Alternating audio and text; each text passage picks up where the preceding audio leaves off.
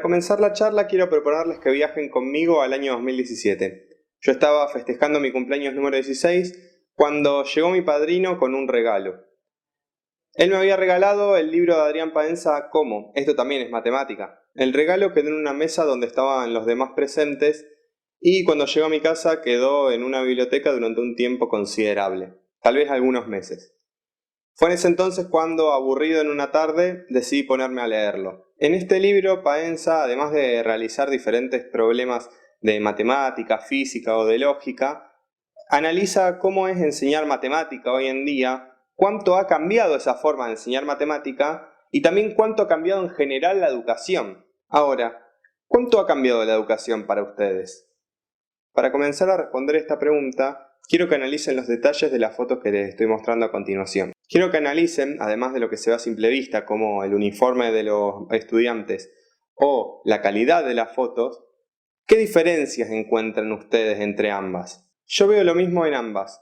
Veo estudiantes que están recibiendo clase de un maestro, sentados en su pupitre, y que al mismo tiempo están escribiendo en sus cuadernos tratando de memorizar todo lo que se les pide. Hay una frase que dicen quienes se dedican a analizar y estudiar la educación, donde mencionan que si hoy descongeláramos una persona que lleva más de 100 años en ese estado, probablemente se sorprendería por el avance en los medios de transporte, en las formas de trabajo o incluso en las formas de comunicación.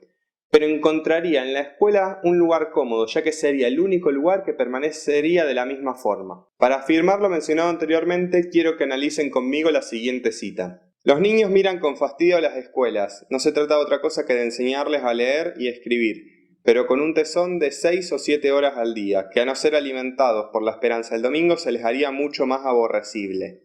Sí, el creador de la bandera realizó esta cita en el año 1794. Hace 226 años. Lo que también me lleva a pensar, ¿cuánto ha cambiado la educación o el sistema educativo hasta el día de hoy? Obviamente uno puede ver que hay cosas que han cambiado, pero se sigue manteniendo un mismo status quo que perdura a través del paso del tiempo. Solo para darles un ejemplo, actualmente yo voy a la misma secundaria a la que fue mi papá, que se graduó hace más de 35 años.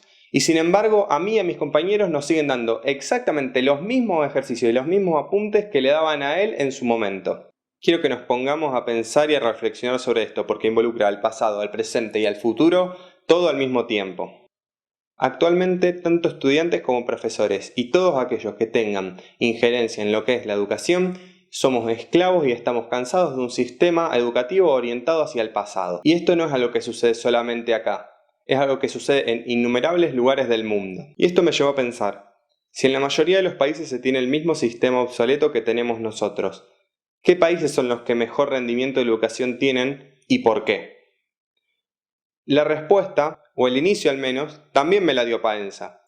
En otro de los capítulos del libro que les mencioné anteriormente, Paenza habla sobre lo que son las pruebas PISA, Programa Internacional para la Evaluación del Estudiante, según la traducción del inglés. Allí se evalúan cada 3 años las capacidades de cada uno de los alumnos en casi 50 países del mundo. Allí Paenza menciona que hay varios países como Finlandia, Alemania, Corea del Sur o Nueva Zelanda que siempre se mantienen entre los mejores lugares de este informe. Y después de leer eso me picó el bicho de la curiosidad y me pregunté por qué y cómo estos países habían logrado terminar en tan buenas posiciones. Una de las principales características de estos sistemas es que la evaluación y el aprendizaje no está orientado a una clase o un grupo de chicos, está orientado a cada alumno en particular. Otra también es la gran inversión que realizaron estos estados en materia educativa. En ninguno se consiguieron resultados desfinanciando o arancelando la educación, lo que conlleva a otra característica, la gratuidad en todos los niveles para que todos puedan tener acceso a una educación. Es más, hasta en países como Finlandia es ilegal lucrar con la educación. También los profesores y profesoras están constantemente evaluados por sus pares, que son quienes determinan si continúan estando aptos para dar clases. Esto último también sucede en algunas universidades de acá de la República Argentina. Pero tal vez la más importante de las características que poseen estos sistemas es el rol fundamental de los docentes en la sociedad, donde existe un respeto social y político hacia aquellos que ejercen esta profesión. Y acá me quiero detener y preguntarles, ¿existe para ustedes acá un respeto hacia la figura del docente, propongo que viajemos hacia el año 2018, más precisamente a agosto de ese año. En todo el país se lanza un paro indeterminado de profesores. Fue en ese momento que hubo un quiebre en la sociedad. Estábamos aquellos que apoyábamos fuertemente el reclamo de los profesores y aquellos que les reclamaban que levantaran el paro, además de decirles que eran unos vagos, etcétera, etcétera. Fijémonos también en este año, el 2020, donde luego de todas las semanas tener videollamadas con clase, tener que entregar trabajos, realizar exámenes y mismo los profesores pensando 24 horas cómo realizar los ejercicios para la siguiente videollamada, aún hay cierto sector de la sociedad que proclama que los docentes no hicieron nada este año y que hace más de 8 meses que no se dictan clases. Sí, tal vez este año no fue el mejor en materia educativa, pero eso también pasa porque nadie esperaba que surgiera una pandemia que nos dejara más de 8 meses encerrados en nuestras casas. Antes de cerrar, quiero contarles que hay un país latinoamericano que cumple en gran medida con las características mencionadas anteriormente. También, al menos hasta el 2010, en ese lugar se encontraban los mejores resultados académicos de todo el continente. Es más, incluso el mismo Banco Mundial dijo, y estoy citando textual, en la actualidad ningún sistema escolar latinoamericano, con la excepción del de este país, está cerca de mostrar los parámetros elevados, el fuerte talento académico, las remuneraciones altas o al menos adecuadas y la elevada autonomía profesional que caracterizan a los sistemas educativos más eficaces del mundo, como los de Finlandia, Singapur, Corea del Sur o Alemania. Les estoy hablando de Cuba. Sí, la isla del Caribe adoptó en la década de 60 una serie de medidas que permitieron llevar su sistema educativo entre los mejores del mundo.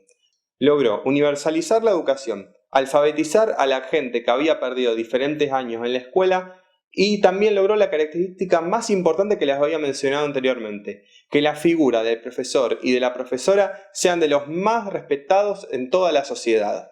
Para terminar, siento que como sociedad nos tenemos que dar este debate, el de aceptar que tenemos un sistema educativo oxidado y viejo y también el de darnos cuenta que tenemos que hacer un cambio estructural muy importante, no solo en materia educativa, sino también un cambio estructural dentro de la sociedad misma. Pero para dar este debate tenemos que estar todos los miembros de la comunidad educativa, docentes, directivos, estudiantes, todos de un mismo lado. Tiene que haber una voluntad del gobierno de asumir que hay un error y una decisión política de querer transformarlo. ¿Por qué? Porque esto lo resolvemos entre todos o seguimos manteniendo el mismo status quo de hace más de 200 años, lo cual no nos va a llevar a nada bueno. Muchas gracias.